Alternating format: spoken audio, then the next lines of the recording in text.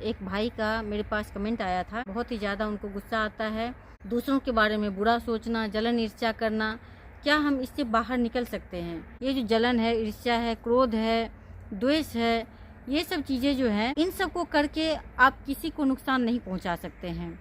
इससे आपका खुद का ही नुकसान होता है। और ये सब होता भी इसलिए है कि आपको ऐसा लगता है कि सामने वाले तो बहुत ही ज़्यादा आगे बढ़ रहे हैं, मैं तो कुछ कर ही नहीं पा रहा हूँ। फिर इससे होता क्या है कि हम सामने वाले से जलन, ईर्ष्या, द्वेष करने लग जाते हैं।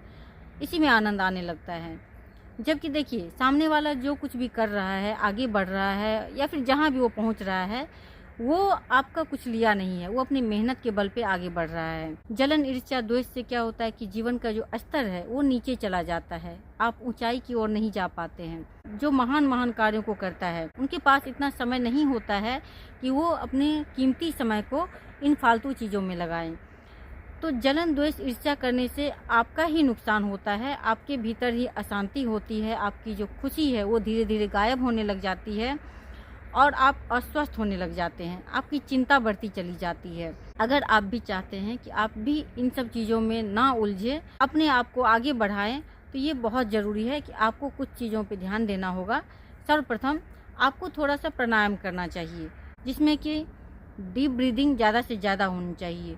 डीप ब्रीदिंग अगर आप करते हैं तो इससे क्या होगा कि ऑक्सीजन की जो मात्रा है वो ज़्यादा से ज़्यादा आपके भीतर जाएगी, और जब आपके भीतर ऑक्सीजन की मात्रा ज़्यादा जाएगी तो फिर इससे आपका दिमाग भी स्वस्थ रहेगा, आपका शरीर भी स्वस्थ रहेगा और आप पॉजिटिव सोच पाएंगे। ऑक्सीजन की मात्रा अगर शरीर में कम हो, माइंड में कम हो, तो फिर इससे नेगेटिविटी ज़्यादा आती है, क्योंकि माइंड को 20% ज़्यादा ऑक्सीजन चाहिए और ये ऑक्सीजन आपको तभी मिल सकती है जबकि आप डीप ब्रीदिंग लेना शुरू करें। अगर आप डीप ब्रीदिंग नहीं लेते हैं तो फिर इससे आपको बहुत सारी प्रॉब्लम भी होती है। इसीलिए आप सुबह थोड़ा जल्दी उठिए, उठकर डीप ब्रीदिंग लेना शुरू कीजिए।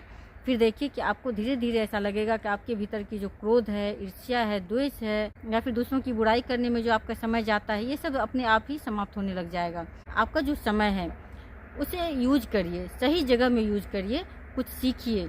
आज के समय में सीखने के लिए तो बहुत कुछ है। अगर मान लीजिए कोई कोर्स है जो कि 3 महीना, 6 महीना या साल भर का है, तो छोटे छोटे कोर्सेज भी बहुत सारे हैं, वो सब अगर आप करते चले जाएंगे तो इसी से तो आप आगे बढ़ते जाएंगे। जो व्यक्ति हमेशा कुछ न कुछ सीखता रहता है, अपने समय को सही जगह में खर्च करता है, वही व्यक्ति आगे भी बढ़ता है। जो आगे बढ़ा है उसके पास भी एक ही माइंड है, 2 ही हाथ है, और आपके पास भी वही है। आप भी उसे यूज कीजिए, आप भी आगे बढ़िए। हो सकता है कि आपके पास रिसोर्सेज कुछ कम हो, लेकिन ऐसा नहीं है कि आप आगे नहीं बढ़ सकते हैं। अगर आपके भीतर टैलेंट है, आप आगे बढ़ना चाहते हैं, तो प्रकृति आपको हर तरह से मदद करती है, ईश्वर आपकी मदद करते हैं। एक कदम आगे बढ़ाइए, फिर देखिए कि आपको हर चीज़ अपने आप मिलना शुरू हो जाएगा। इन सब छोटी छोटी बातों में ना उलझें, अपने जीवन को खूबसूरत बनाइए। ये एक ही जीवन है और इस एक ही जीवन में आपको बहुत कुछ करना है।